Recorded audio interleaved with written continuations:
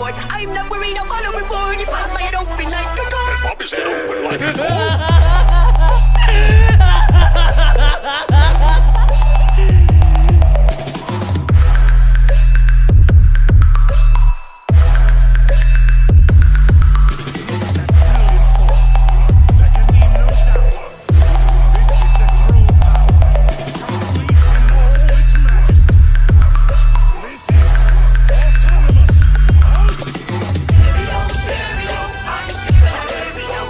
इस एपिसोड की स्टार्टिंग होती है जेनो के पैलेस से।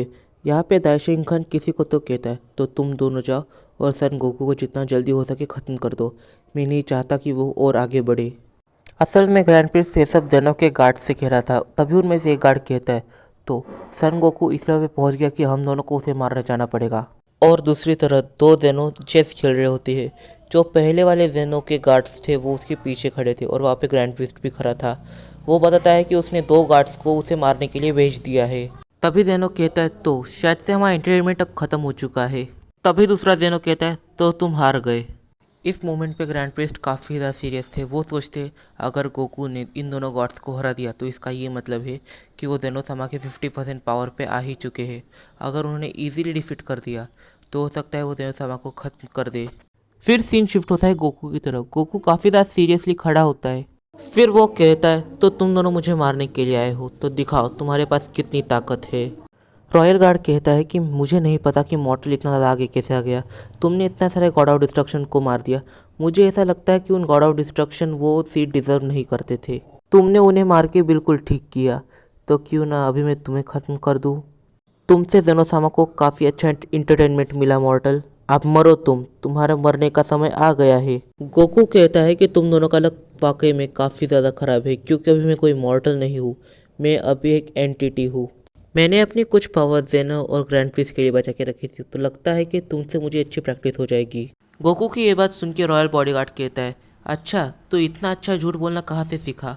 अगर तुम एक एंटिटी हो तो तुम मुझसे और जेनोसामा से काफ़ी ज़्यादा ऊपर होने चाहिए और तुम इस मल्टीवर्स में एग्जिस्ट नहीं करते।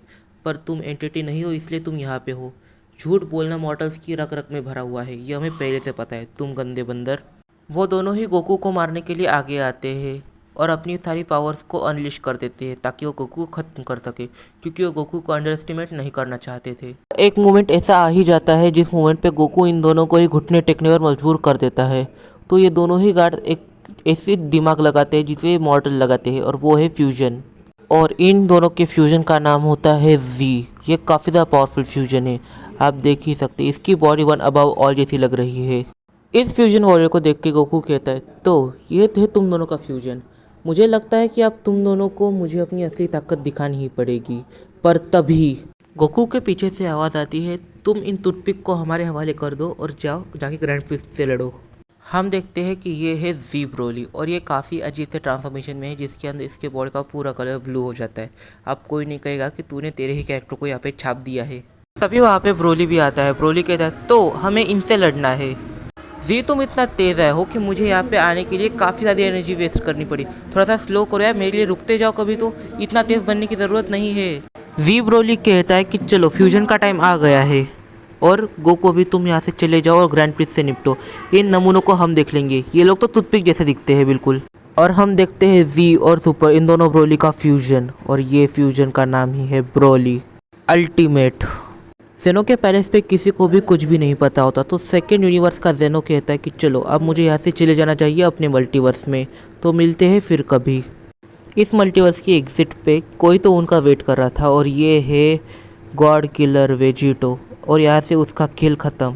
फिर सीन जाता है फीमेल सैयन पर। फीमेल सैयन एम्परर को बताती है कि उसने वेजिटो को ऐसे रास्ते पे खड़ा कर दिया है जिस रास्ते पे जेनो आने वाला है तो वेजिटो उसे ख़त्म कर देगा। जैसे कि अलग टाइमलाइन में कुछ अलग नहीं होगा। इससे ये होगा कि दूसरे मल्टीवर्स की अर्थ सेफ रहेगी। अर्थ सेफ होगी मतलब गोकू भी सेफ ही रहेगा। तभी सीन शिफ्ट होता है एक फ्रॉस्ट डीमन पे जो असल में ब्रोली और जी इन दोनों की बैटल दूर से देख रहा था।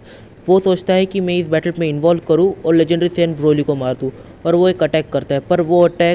पर उस अटैक को बारडॉक अपने हाथ से दूर फेंक देता है और कहता है तो छिपकली इस फाइट में तुम्हारा क्या काम है।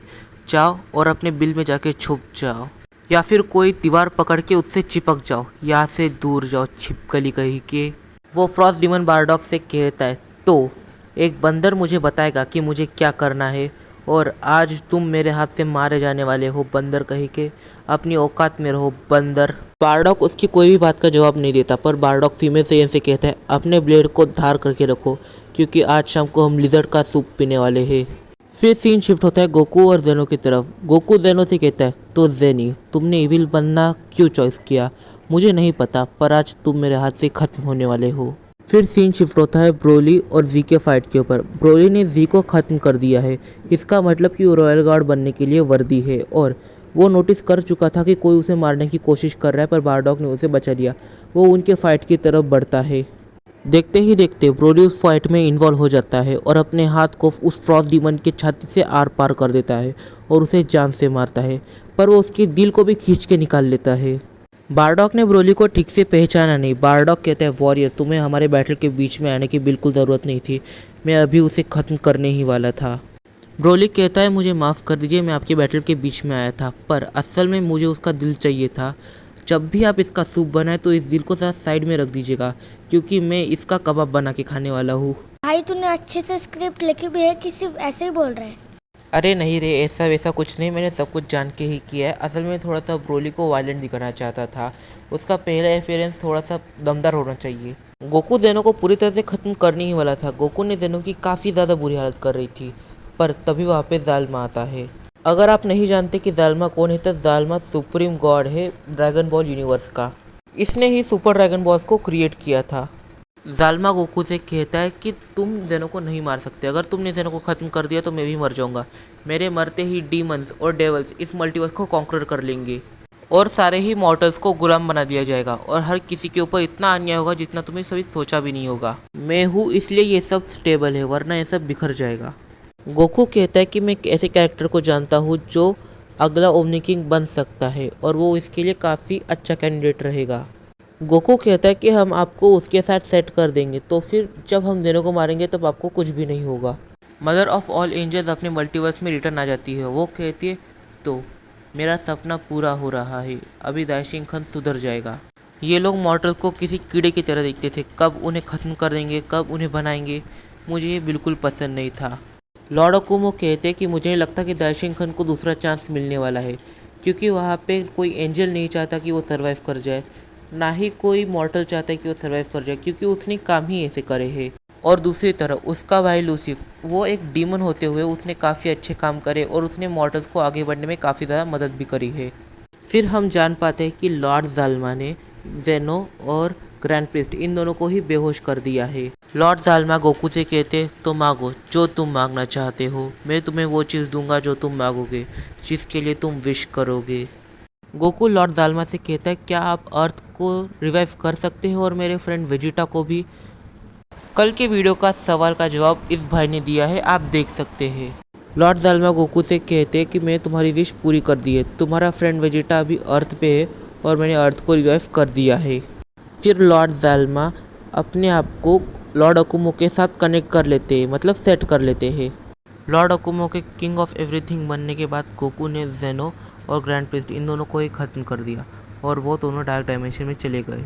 गोकू और बारडॉक ये दोनों ही अपने घर लौट गए और दोनों ब्रोली लॉर्ड अकुमो के बॉडीगार्ड बन गए। ग्रैंड प्रिस्ट की job mother of all angels ने ले ली। गोकू अपने डेली लाइफ में पहुंच गया, पर गोकू ने जाते समय लॉर्ड अकुमो को एक छोटी सी धमकी दी थी। उसने कहा अगर तुमने किसी भी यूनिवर्स को मुझसे पूछे बगैर डिस्ट्रॉय किया तो फिर तुम वहाँ जाओगे जहाँ पे अभी जेनो है।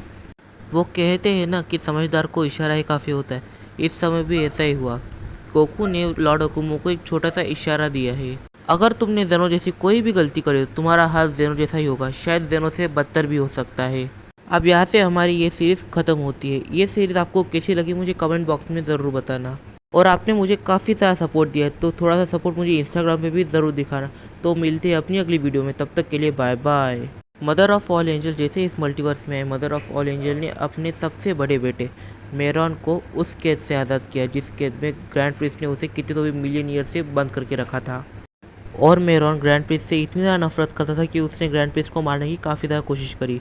और मेरॉन अपने सारे भाई बहनों में सबसे ज़्यादा पावरफुल है। और गाइस तुम लोगों में से 71% लोगों ने सब्सक्राइब नहीं किया, तो अभी जाके सब्सक्राइब कर लो। सब्सक्राइब करना फ्री होता है और जैसे मैं अपनी नई सीरीज स्टार्ट करूँ आपको सबसे पहले पता चलेगा।